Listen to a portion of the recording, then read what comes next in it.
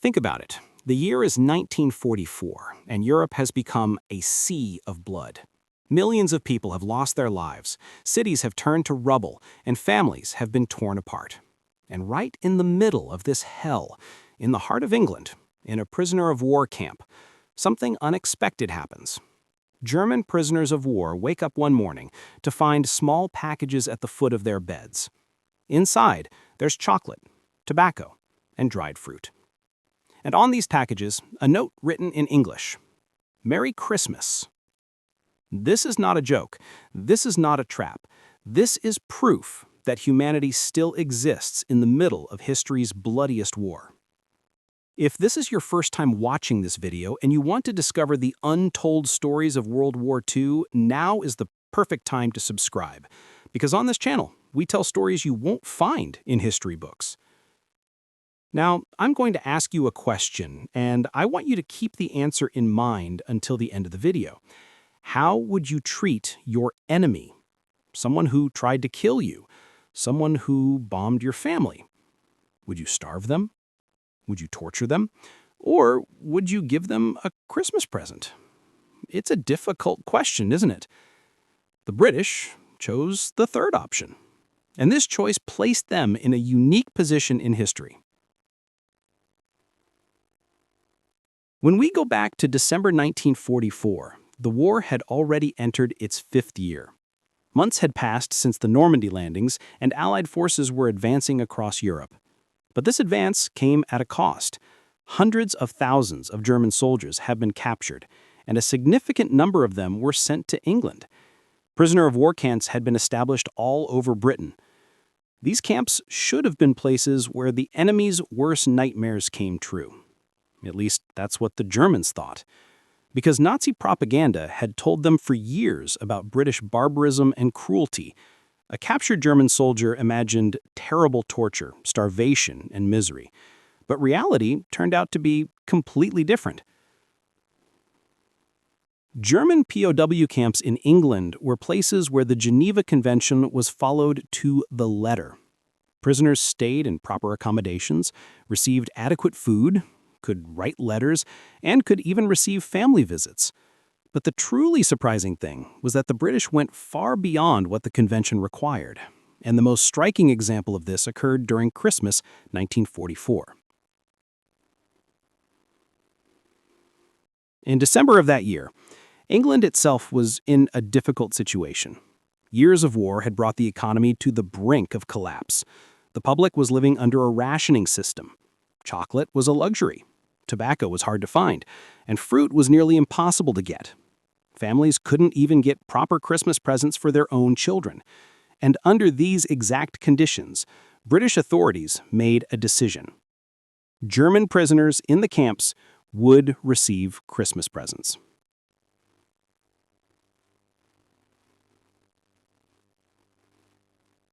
Who was behind this decision? Why was such a thing done? The answer lies deep within the British character. For the British, war was not an excuse to surrender to barbarism. On the contrary, war was the time when civilization and values needed to be protected the most. You can defeat your enemy, you can vanquish them, but you never stop treating them like a human being. Because the moment you do, even if you win the war, you've actually lost. This was an understanding that British officers had carried for centuries, a tradition that existed since Waterloo, and even before. Isn't that beautiful?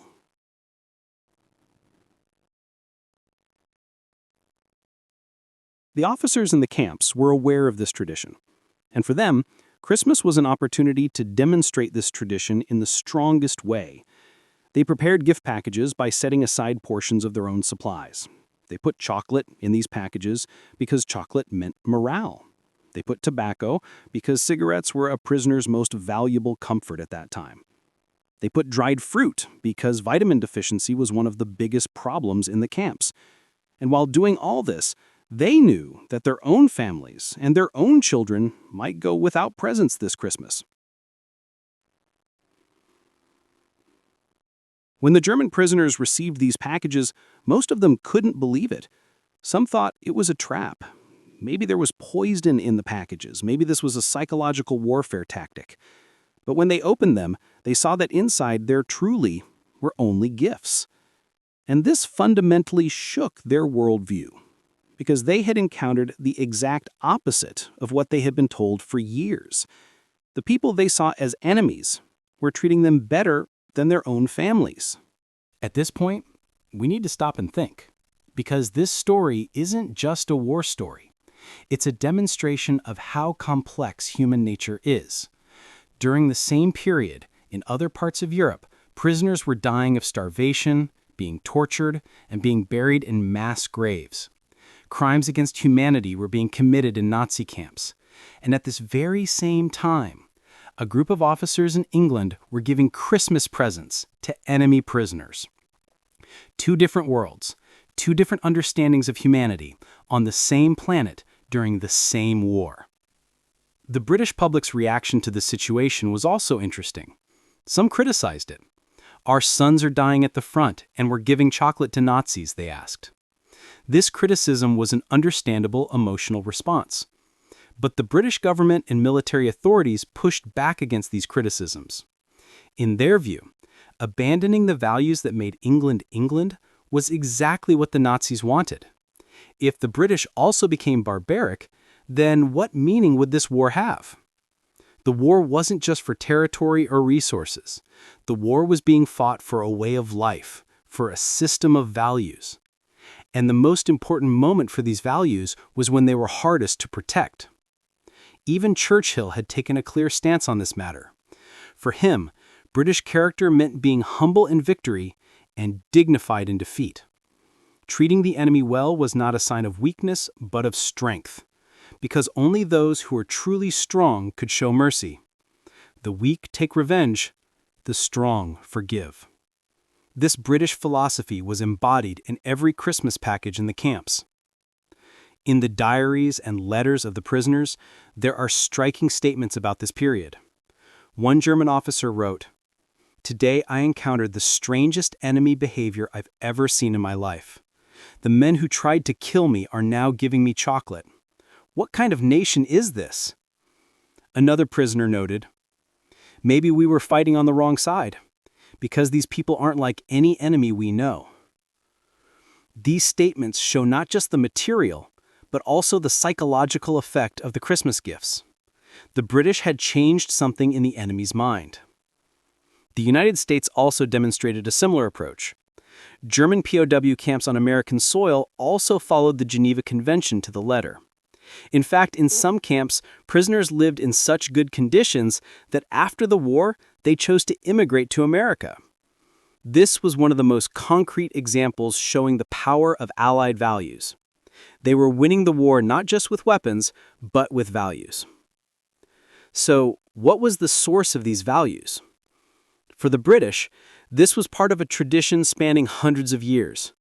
Since the Victorian era, the concept of the English gentleman had been the cornerstone of society. A gentleman remained a gentleman even in war. He might kill his enemy, but he would never disrespect him. This understanding was taught in British officer schools. Every officer who graduated from Sandhurst started their duty having internalized these values. And these values showed themselves in the POW camps during Christmas 1944. For Americans, this was an extension of the American dream. America was a country founded on freedom and human rights. And these values were valid even in wartime. In fact, they were even more important in wartime. Because in peacetime, everyone can be civilized.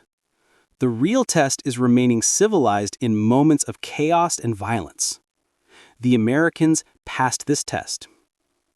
In the rest of this video, we'll explore how these Christmas gifts affected the prisoners' lives, what the Germans who survived the camps told after the war, and the long-term consequences of this gesture of humanity. Because this story didn't end in 1944. The effects of this story continued for decades and still continue today. And when you understand how deep these effects are, you'll see how small gestures can change history. Are you ready? Because the story's just beginning. And believe me, what comes next is even more surprising. If you enjoy videos like this, please subscribe. Thank you.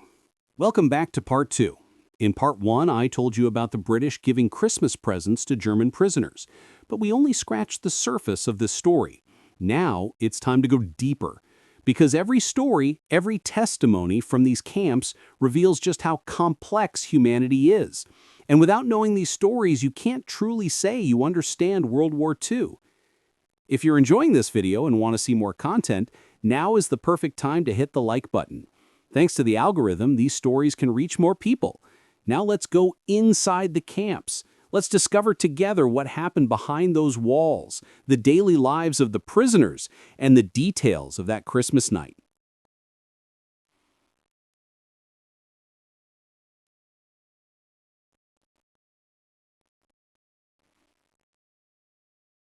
German POW camps in England housed over 400,000 prisoners throughout World War II. That's a massive number. Think about it. 400,000 enemy soldiers being held on the soil of an island nation. And the vast majority of these prisoners began arriving from June 1944 onwards, after the Normandy landings. During the D-Day operation and the subsequent advance, tens of thousands of German soldiers were captured. These prisoners were first gathered in temporary camps in France, then transported to England by ship. And even this transport process carried the first signs of the British approach. On the ships, prisoners were given hot food. The wounded were treated. British soldiers, through German-speaking interpreters, explained to the prisoners what would happen to them. This explanation was simple but important. The war is over for you. You will be taken to England. There you will be held under the Geneva Convention. You will not be harmed. These words had a shocking effect on German soldiers whose minds had been washed by Nazi propaganda for years, because they had been told about the British barbarism. They had been told that those who were captured would be tortured, starved, perhaps even killed. But as they drank hot soup on the ship, they began to realize how false that propaganda was.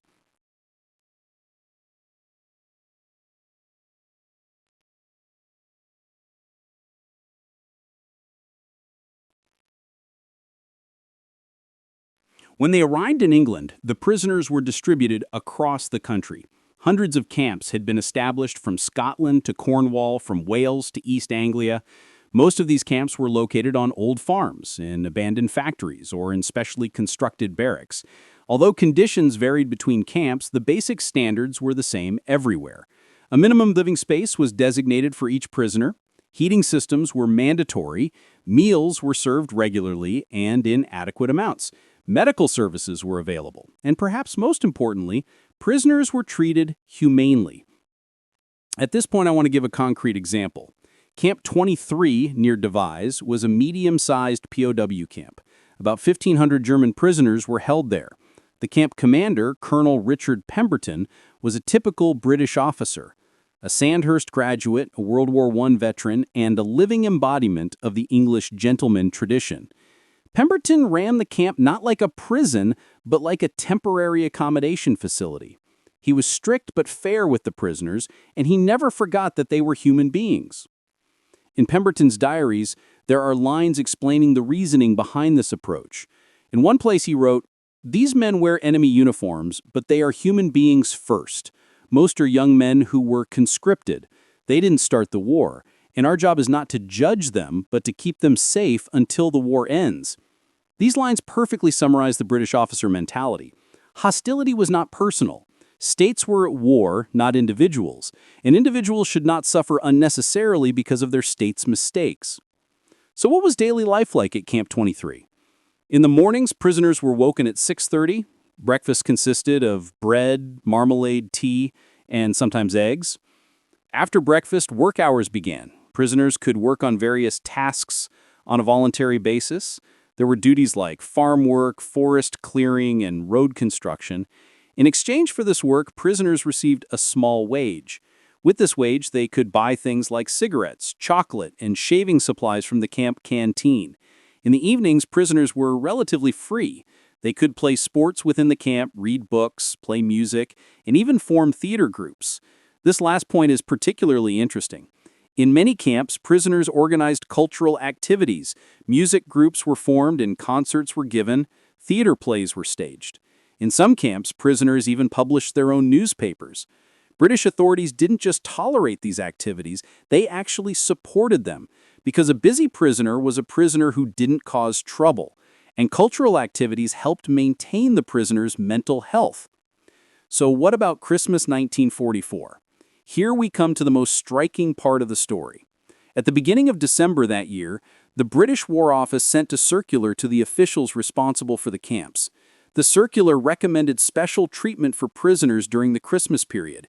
It wasn't a mandatory order, but a suggestion and permission. Camp commanders could use their own initiative to organize Christmas celebrations, and most commanders used that initiative. At Camp 23, Colonel Pemberton prepared a special plan for Christmas. First, he consulted with the camp kitchen. A special menu was determined for Christmas dinner. In addition to regular rations, turkey, mashed potatoes, and Christmas pudding would be prepared. Where did these supplies come from? Pemberton collected them from his own officers' rations and from local donations. Yes, British civilians donated food to enemy prisoners. This is hard to believe even today. But Pemberton didn't stop there. He ordered that a small gift package be prepared for each prisoner. What was in these packages? A chocolate bar, a packet of tobacco, some dried figs, an orange, and a handmade Christmas card. These cards had been written one by the camp's British personnel. They bore a simple message: wishing you peace and a safe return home. Merry Christmas. Think about it. Cards wishing enemy soldiers a safe return home. On Christmas Eve, the evening of December 24th, a Christmas tree was erected in the camp. This tree had been cut and brought from a nearby forest by British soldiers. The prisoners made their own decorations to adorn the tree: paper stars, figures cut from tin cans, ornaments made from string and fabric scraps. And that evening, in the camp courtyard, British officers and German prisoners sang Christmas carols together. Stille Nacht, or Silent Night, was sung in both German and English. That moment was an island of peace in the middle of war. The next morning, on Christmas Day, the prisoners found their gift packages when they woke up. Reactions were mixed. Some prisoners cried. They had been away from their families for years, and this small gesture reminded them that their humanity was still valued. Some approached with suspicion, staring at the package for a long time before opening it. And some, especially the young prisoners, opened the packages with joy and ate the chocolate immediately. Let me share a passage from the diary of German prisoner Fritz Müller. Müller was a petty officer from Hamburg who had been captured in Normandy in the summer of 1944. About Christmas Day, he wrote, "When I opened my eyes this morning, I saw a package at the foot of my bed. At first, I thought I was dreaming. Then I remembered, last night the English sergeant had left something. I opened the package and found chocolate inside, real chocolate. I hadn't eaten chocolate in years, even at home, and this chocolate came from the enemy. It was one of the strangest moments of my life. I didn't know what to feel. Should I feel gratitude or shame? In the end, I just ate the chocolate and cried." Müller's diary is not unique. Similar expressions appear in the writings of dozens of prisoners. Another prisoner, Hans Gruber, a private from Bavaria, wrote in his letters, "I want to tell my family about this Christmas, but I don't know how. We were taught that the enemy was a monster, but these monsters are giving us gifts. Maybe the lies we were told weren't just about the enemy. Maybe everything was a lie. These lines are a sign that the walls of propaganda were beginning to crack." Now, let's look at a broader perspective. Camp 23 was just one of hundreds of camps in England. Similar scenes occurred across the country. At Glen Mill Camp in Scotland, prisoners organized a Christmas concert together with British guards.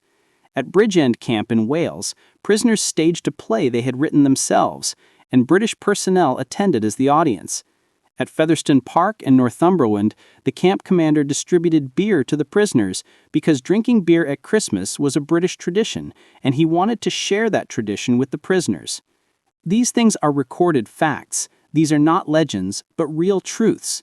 And these truths shine like a beam of light in the darkness of World War II. So what was the situation in America? There was a similar picture on the other side of the Atlantic. The United States held approximately 400,000 German prisoners throughout the war. Most of these prisoners stayed in camps in America's southern and western states. Large camps had been established in states like Texas, Arizona, Kansas, and Oklahoma. And in these camps, too, the Geneva Convention was followed to the letter. One characteristic of American camps was the integration of prisoners into American society. Many prisoners worked on local farms.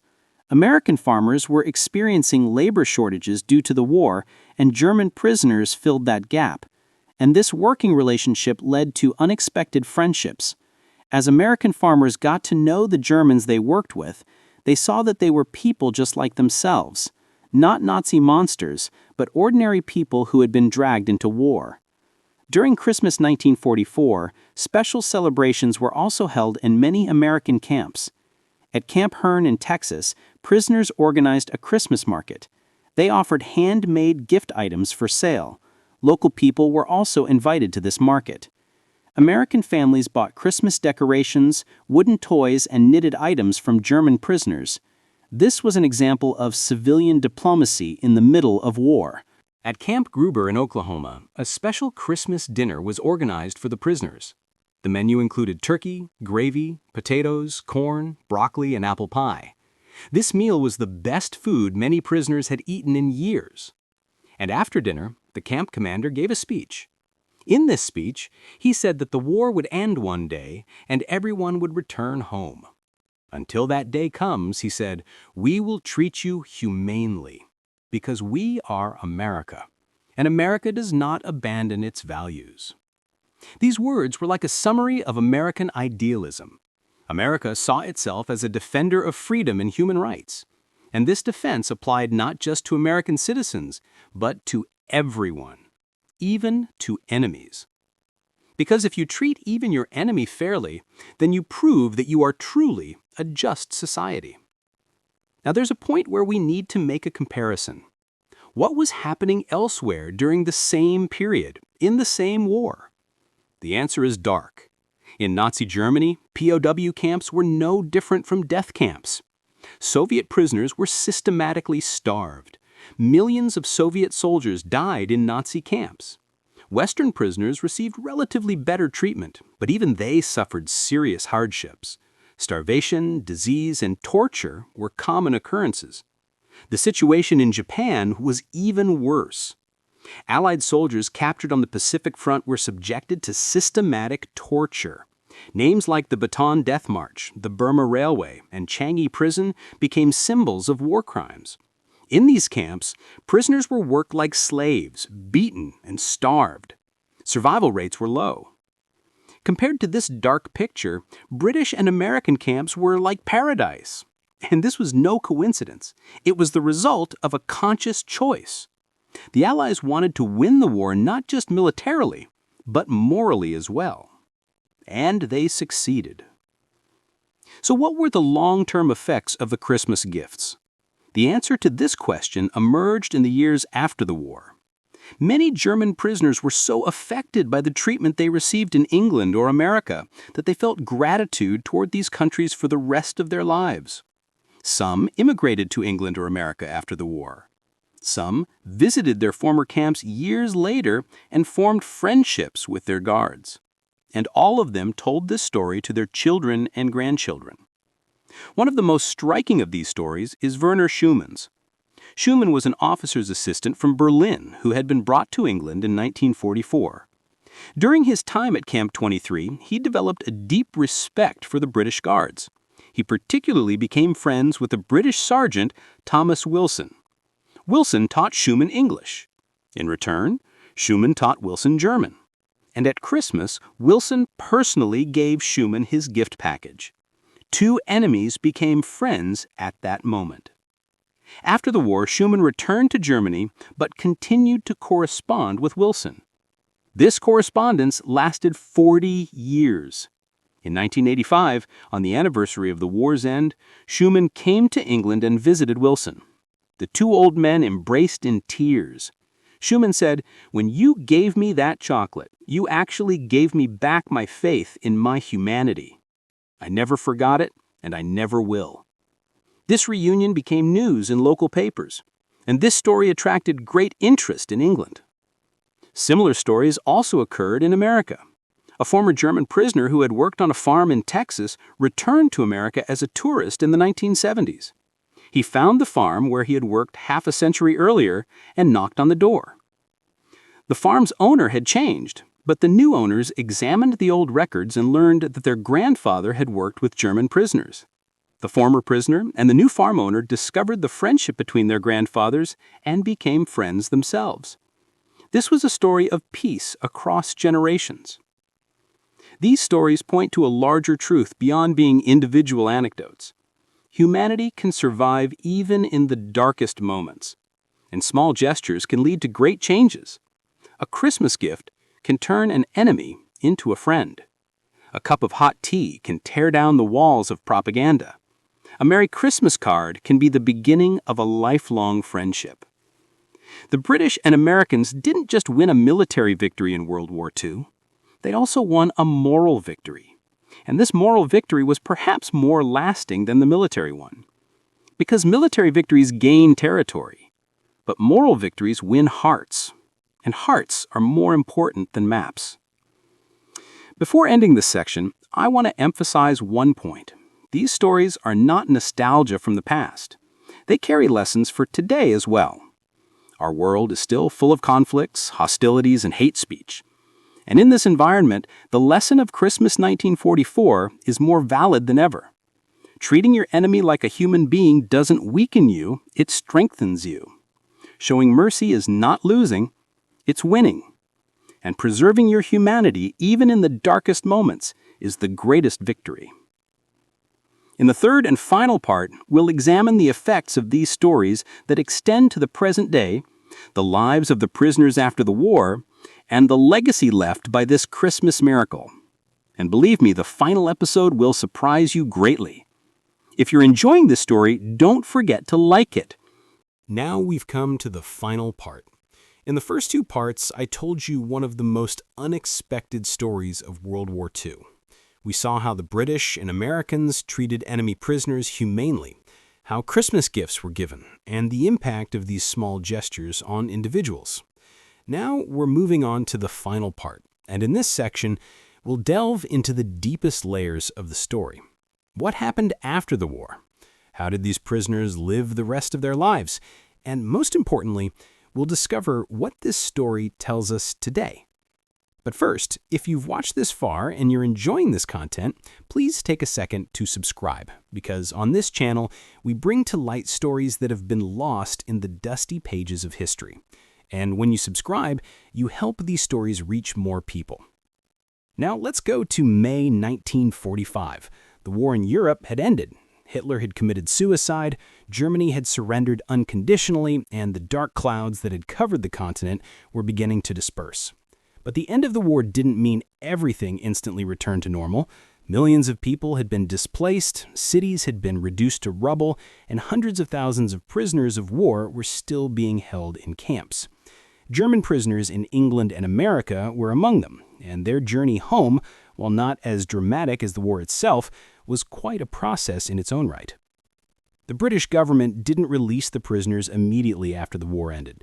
There were practical reasons for this. Germany had been reduced to rubble, and sending hundreds of thousands of people back at the same time could have turned into a logistical nightmare. Additionally, England needed labor for its reconstruction process.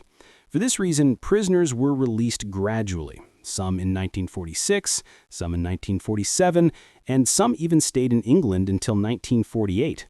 This extended period led to the prisoners becoming even more integrated into British society. The most interesting example of this integration was the relationships the prisoners established with local communities.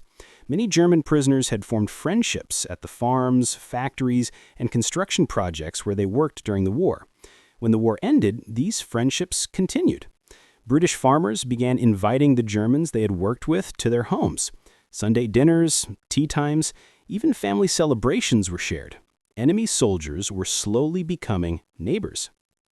A story that occurred in a village in Lincolnshire is a perfect example of this transformation.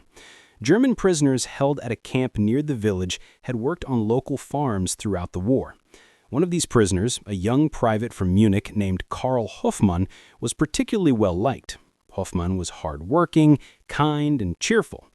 The owner of the farm where he worked, an elderly widow named Mrs. Eleanor Whitfield, had begun to see Hoffmann almost like a son. Hoffmann plowed Mrs. Whitfield's fields, tended to her animals, and made small repairs around her house. And in return, Mrs. Whitfield cooked home meals for Hoffmann, knitted his socks, and taught him English. When the war ended, Hoffmann continued to stay at the camp, but also continued to visit Mrs. Whitfield. When the time came for Hoffmann to be sent back to Germany in 1947, the farewell was very emotional. Mrs. Whitfield saw Hoffmann off at the station and gave him a gift. This gift was a scarf she had knitted herself and a letter. The letter read, "You became much more to me than an enemy soldier. You are like a son to me, and wherever you go, know that there is someone in England who loves you." Hoffmann kept this letter for the rest of his life. After returning to Germany, he continued to correspond with Mrs. Whitfield. Every Christmas, they sent cards to each other. When Mrs. Whitfield fell ill in 1952, Hoffmann came to England to visit her. And when Mrs. Whitfield passed away in 1954, she left Hoffmann a small inheritance in her will. This inheritance wasn't a large sum of money, but its symbolic importance was great. A British woman was leaving her inheritance to a former enemy soldier, a gesture that healed the wounds of war. Hoffmann's story was not unique. Similar stories occurred all across England. In Somerset, a prisoner married the daughter of the farmer he worked for and settled in England. In Devon, a group of former prisoners came to England together for a vacation 10 years after the war and reunited with their former guards. In Yorkshire, a prisoner became a translator after the war thanks to the English he had learned and contributed to the development of British-German relations. Each of these stories was a spark of light born from the darkness of war. A similar process occurred in America as well. German prisoners in American camps were also released gradually, and many were so affected by the treatment they received in America that they immigrated to America as soon as they had the opportunity. In the 1950s, thousands of former German prisoners became American citizens. These men returned as citizens to a country they had once come to as enemies, and many made significant contributions to American society. One of the most remarkable success stories among these former prisoners is that of Reinhard Schultz. Schultz was an engineering student from Hanover who had been conscripted in 1943. He was captured in North Africa and sent to America. During his time at a camp in Texas, he found the opportunity to work at a local engineering firm. The firm's owner noticed Schultz's talents and gave him special projects. When the war ended, the firm's owner made Schultz an offer. Go back to Germany, complete your education, and then come to America. There's a job waiting for you. Schultz did exactly that. He returned to Germany, got his engineering degree, and immigrated to America in 1951. He started working at the same firm and rose through the ranks over the years. In the 1960s, he became a partner in the firm. In the 1970s, he founded his own engineering company. And by the 1980s, he owned one of Texas's most successful engineering firms. Schultz was a concrete example of the American dream. He had come as an enemy prisoner and stayed as a millionaire entrepreneur. Until the end of his life, Schultz talked about the treatment he received in America. At every opportunity, he spoke of the humanity of the British and American guards at the camp. If they had treated me like an enemy, he would say, I would have looked at them as enemies too. But they treated me like a human being, and that changed everything. Schultz's words perfectly summarize the long-term impact of the Christmas gifts. A small gesture of humanity can change a person's entire worldview. So what do these stories mean in the broader historical context? The answer to this question emerged during the Cold War era. Just a few years after the end of World War II, the world was dragged into a new conflict. This time, the fronts were different. The Western Bloc and the Eastern Bloc were engaged in an ideological war. And in this war, former enemies became allies. West Germany became part of NATO. Former German soldiers were now standing side by side with American and British soldiers. The role of wartime treatment in the formation of this alliance cannot be underestimated. West Germany's integration into the Western Bloc was not just the result of geopolitical calculations. It was also the result of human connections. Hundreds of thousands of Germans had been treated humanely in England and America during the war. When these people returned to Germany, they carried positive impressions, and these positive impressions influenced public opinion. Germans began to see the British and Americans not as enemies, but as potential friends. Of course, this process was complex and cannot be reduced to a single factor. Many factors played a role, such as the Marshall Plan, economic cooperation, and common security concerns. But the human dimension cannot be ignored either, and the Christmas gifts were one of the most powerful symbols of this human dimension. A chocolate bar, a packet of tobacco, a Christmas card. These small things became the invisible foundations of great historical processes. Now let's come to the least known, but perhaps the most important dimension of the story. The legacy of Christmas 1944 was not limited to individual stories. This legacy also affected international law and the ethics of war. The Geneva Conventions were comprehensively updated in 1949. In this update, the rights of prisoners of war were further expanded, and in this expansion, Allied practices from World War II were taken as examples. The treatment in British and American camps had shown the international community how prisoner rights could be protected. This was not just a theoretical standard, it was a model that could be applied in practice. And the 1949 Geneva Convention tried to universalize this model. The convention mandated that prisoners be provided with adequate food, shelter, and medical care. It prohibited torture and inhumane treatment, and it guaranteed that prisoners could write letters to their families and receive Red Cross visits. These standards also became reference points in subsequent wars. In the Korean War, the Vietnam War, the Gulf War, and later conflicts, the 1949 Geneva Convention was applied.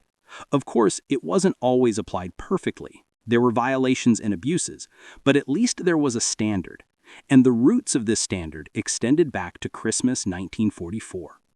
There's another dimension to the story as well. Christmas 1944 wasn't just about prisoners of war. It also carried a message about war itself. This message was, war doesn't have to kill humanity. Even in the middle of the most violent conflict, it's possible to act humanely.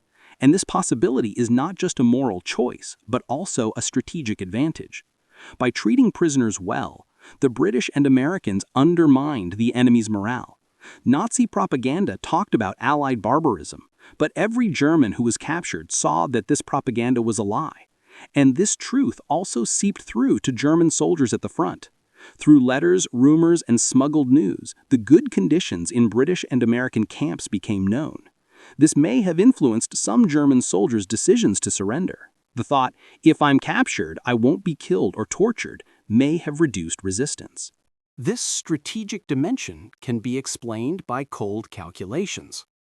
But it should also be noted that the British and American approach wasn't just about calculation. Yes, there were strategic advantages, but there was also genuine belief.